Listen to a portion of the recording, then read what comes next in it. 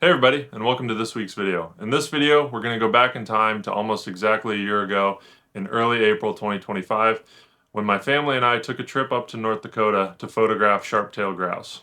While we don't have sharp-tailed grouse in Iowa, they were still one of my bucket list species to photograph, and going up and seeing them dance and sing on their lek was definitely a really cool experience. Before we jump into the video, there was a few things I wanted to cover. First off, I apologize that this video is coming out later than I said it would. I've been pretty busy between job, farming, and kids, and then I also had jury duty a week, and the kids were sick a week, so I just got a little behind. Another thing was, I'm also going to start posting more videos that are gear and like wildlife photography tips related. And I'm probably going to be posting those videos in the middle of the week instead of on the weekend. I'll still be posting videos about my wildlife photography trips or encounters and conservation videos on the weekends. Those ones are going to be more spaced out. A lot of it depends on if the wildlife cooperates. So I may try to go out and get photos and video of certain wildlife. Like in a week or two, I'm going to travel down and hopefully try to find some greater prairie chickens, but there's no promises on that. So if I do get videos and photos, I'll definitely make a video about them. But if I don't, it's gonna have to wait a while.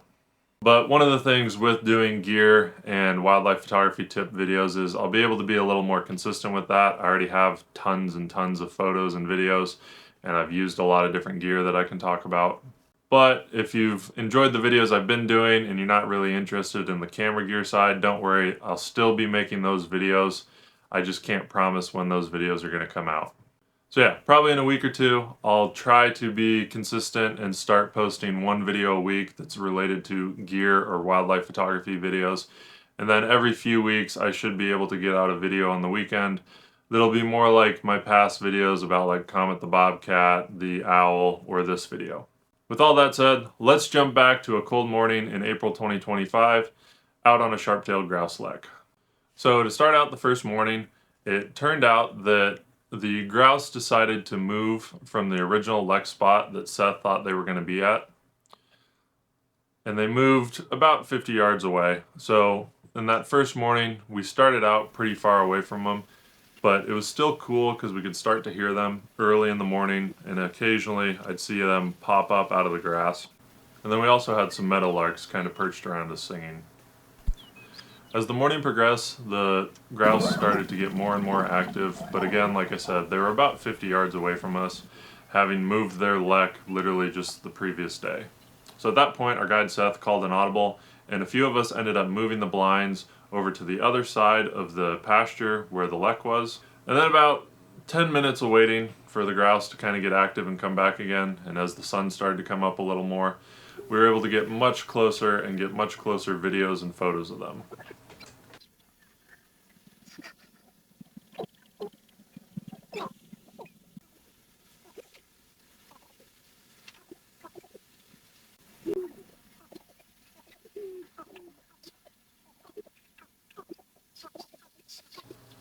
You can hear a few of them kind of doing like a hooting call that they do. And later in the video, you'll see the air sacs on the side of their neck as they do that hoot.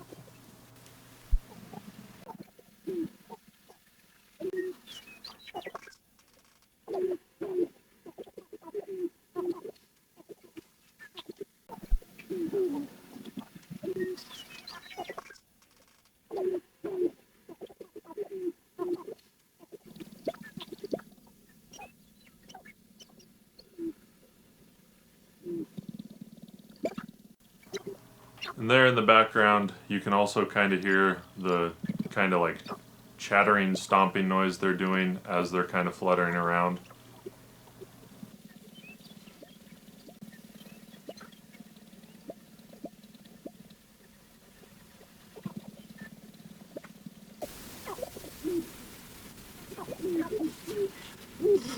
Yeah, this was like a really cool experience, even though the light wasn't great this morning for photos or videos, and it did end up being a little later than we kind of wanted to see them, just because we had to move the blinds to the new spot.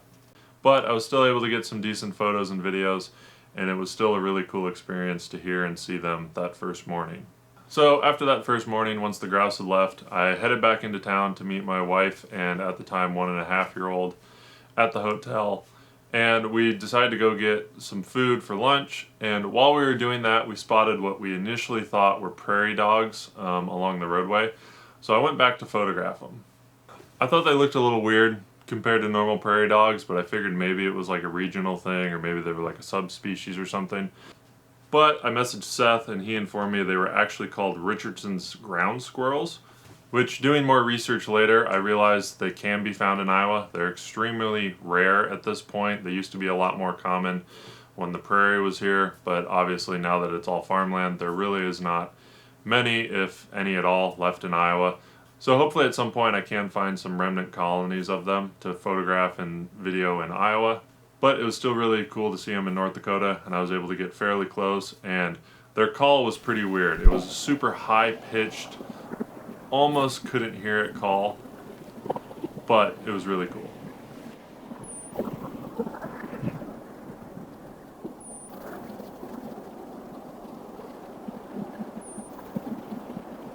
So after laying on the side of the road for a while taking videos and photos of the Richardson ground squirrels, I took my wife and son back to the hotel so he could take a nap, and then I headed up to Kelly's Slough, which was a nearby wetland to the area where we had photographed the grouse that morning.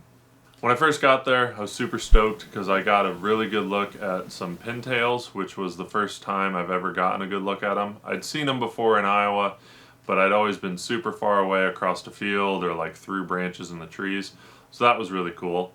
And then while I was walking around, a bunch of swans decided to fly in at that time. And I think while I was standing there, the swans initially passed over me, maybe 30 feet above me. And then I was able to sneak down the hill to the edge of the water, and I was able to get some photos and videos of the swans when I was at eye level on the water with them.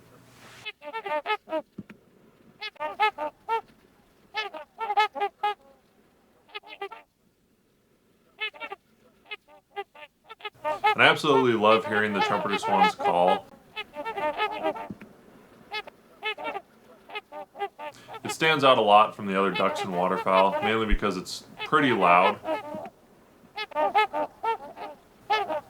But I just think they're a really cool bird. I think when I was 9, I went to the release of the 10th breeding pair in Iowa. And at this point, I think we're well over 100 breeding pairs in Iowa. And I see more and more of them every year. So it was just a really cool experience to see them up in North Dakota too.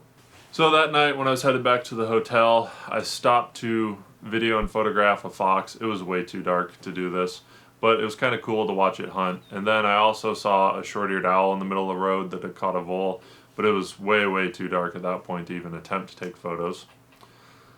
So let's fast forward to the next morning when we went out to the blinds again, and this time the blinds were in the correct spot from the day previous, so we were able to start photographing and videoing the grouse right away in the morning when they started dancing and calling.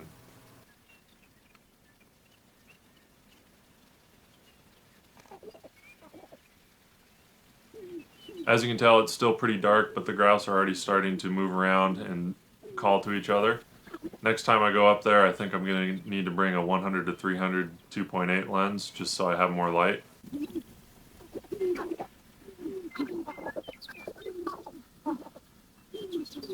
But initially in the morning, the grouse kind of stay hidden in the grass, and then as the light comes up, they start to come out more and more and do their dances more and more.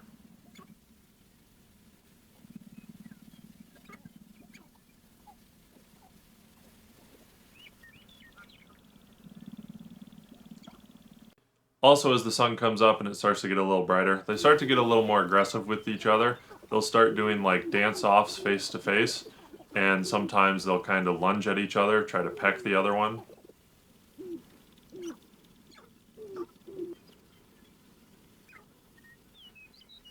But I was super happy with the photos and videos I was able to get this morning.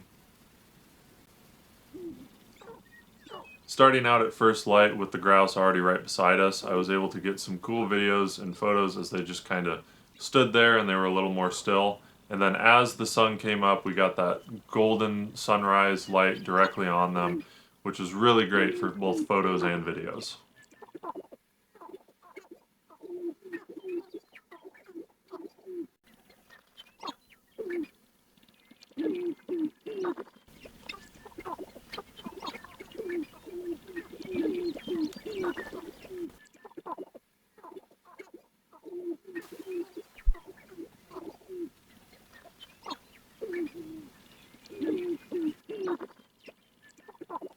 And like I said, you can kind of see that purple air sac on the side of their neck, which is what they blow up when they're making that hooting.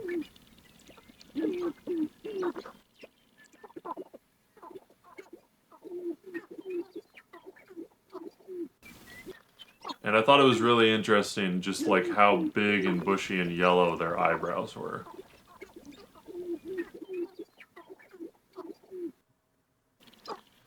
Also, through these videos, you'll kind of hear the other person in the blind with me. You'll hear their shutter on their camera. That's not the grouse doing that. That's just another photographer's shutter.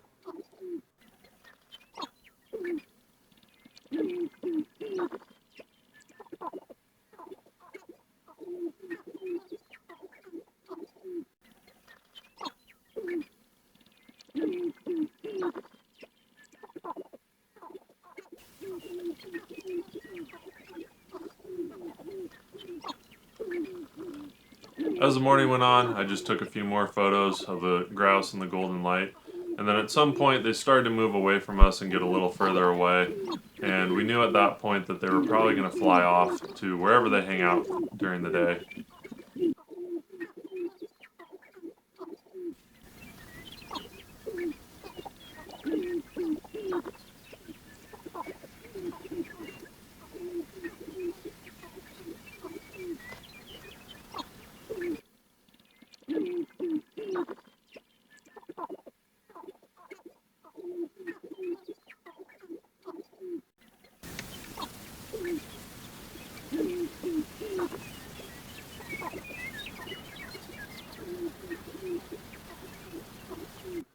So I was able to get out behind the blind and kind of wait until they took off and get some video of them flying away.